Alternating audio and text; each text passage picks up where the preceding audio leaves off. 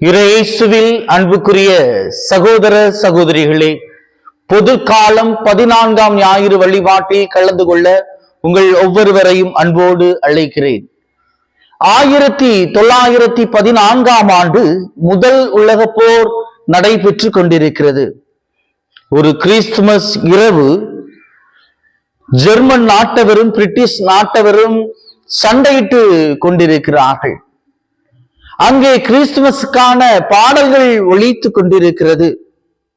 அமைதியான இரவு, புனித இரவு என்று அந்த கிறிஸ்துமஸ் பாடல் ஒலிக்கப்படுகிறது.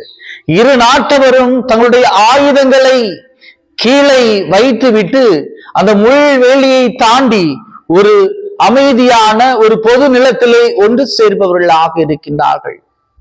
தங்களிடம் இருக்கின்ற பிஸ்கெட், சாக்லேட், சிகரெட் பாக்கெட் போன்றவற்றை ஒருவருக்கொருவர் பகிர்ந்து கொண்டு அந்த கிறிஸ்துமஸ் வாழ்த்து செய்தியை தங்கள் கைகுலுக்கி தெரிவிப்பவர்களாக இருக்கின்றார்கள். அதே இடத்திலே தங்களுக்கென்று போட்டிகளை வைத்து அவர்கள் மகிழ்பவர்களாக இருக்கிறார்கள். அங்கே ஒரு அமைதி நிலவியது. பிரியமானவர்களே, இன்றைய முதல் வாசகத்தை நாம் பார்க்கின்ற போது பாபிலோனிய அடிமைத்தனத்திலிருந்து திரும்பிய இஸ்ராயல் மக்கள் தங்களை காப்பாற்ற யாரும் வரமாட்டார்களா, தங்களுக்கு வாழ்வு கொடுக்க யாரும் வரமாட்டார்களா என்ற ஒரு பெரிய காலகட்டம் தான் அந்த காலகட்டம்.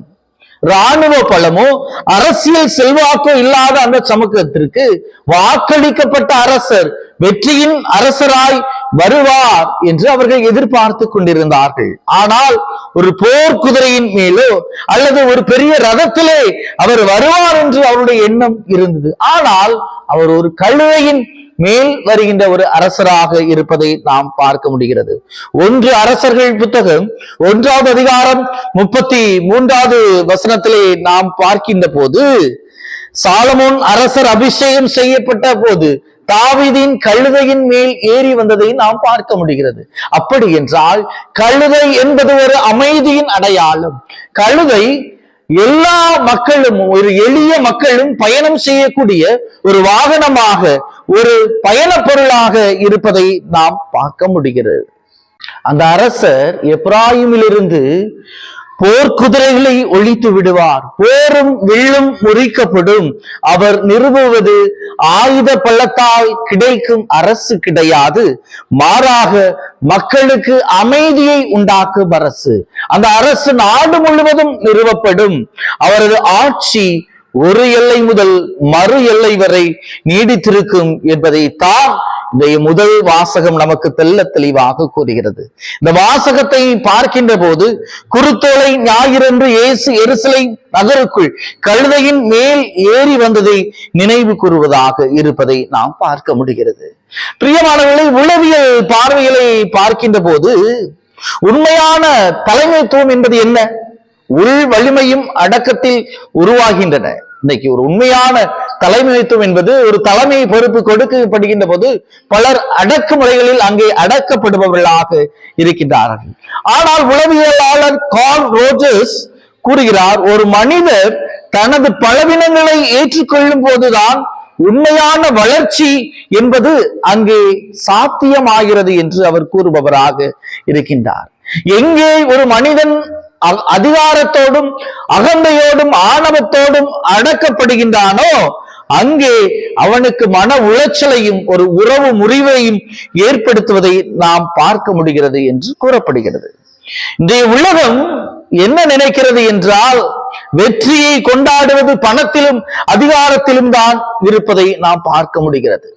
எங்கே பணம் இருக்கிறதோ, எங்கே செல்வம் இருக்கிறதோ அங்கேதான் கூட்டம் கூட்டமாக மக்கள் செல்பவர்களாக இருக்கிறார்கள். அல்லது எங்கே அதிகாரம் இருக்கிறதோ அங்கே தான் மக்கள் தேடி செல்பவர்களாக நாம் இருப்பதை பார்க்க முடிகிறது. நாட்டிலும் இதைத்தான் நடக்கிறது. எந்த நாடு வல்லரசாக இருக்கிறதோ அல்லது எந்த நாடு அதிக ஆயுதங்களை உற்பத்தி செய்கிறதோ அந்த நாடுகளை தான் பல நாடுகள் கூட்டணிகளாக வைத்துக் கொள்ள வேண்டும் என்று ஆசைப்படுவதாக இருப்பதை நாம் பார்க்க முடிகிறது.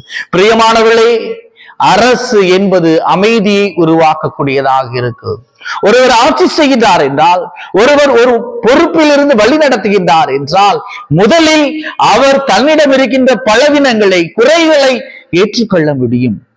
ஏற்றுக்கொள்கின்ற போதுதான் அவர் ஒரு முழு மனிதனாக மன வலிமை அடைய முடியும் என்பதை நாம் பார்க்க முடிகிறது.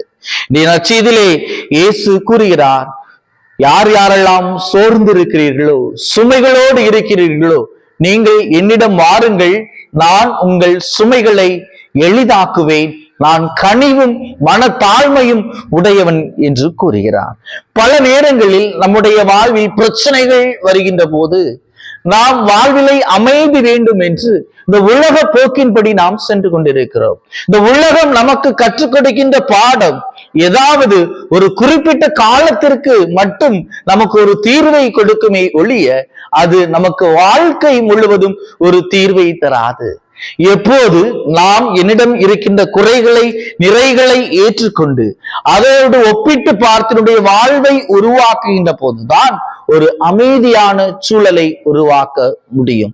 எங்கே அதிகாரமும் ஆழ்பலம் இருக்கின்றதோ அதை எதிர்த்து நாம் குரல் கொடுக்க வேண்டும். எங்கே மக்கள் அதிகாரத்தோடும் வன்முறையோடும் முடக்கப்படுகிறார்களோ அங்கே ஒரு அமைதியான சூழல் இருக்காது என்பதைத்தான் இந்த முதல் வாசகம் தெள்ள தெளிவாக கூறுகிறது. இயேசு கொண்டு வந்த அரசு அமைதியின் அரசு. அந்த அரசு அன்றிலிருந்து இன்று வரை நிலைத்து நிற்கின்ற ஒரு அரசாக இருப்பதை நாம் பார்க்க முடிகிறது. பிரியமானவர்களே, நம்மில் பல பேர் பல பொறுப்புகளில் இருக்கின்றோம். பல பொறுப்புகளில் இருந்து கொண்டு நாம் பணியாற்றுபவர்களாக இருக்கின்றோம். நாம் அதிகாரத்தோடு மக்களை அடக்கி ஆளுகிறோமா அல்லது அமைதியின் வழியாக ஏற்படுத்துகின்றோமா என்பதை சற்று சிந்தித்து பார்க்க வேண்டும். நாம் அமைதியின் வழியாக ஏற்படுத்துகின்ற ஒரு குழுதான், நாம் அமைதியின் வழியாக ஏற்படுத்துகின்ற ஒரு கூட்டம்தான் நிலைத்து நிற்கும். அது எல்லோருக்கும் ஒரு ஆசீர்வாதத்தை கொடுக்கும். ஆமேன்.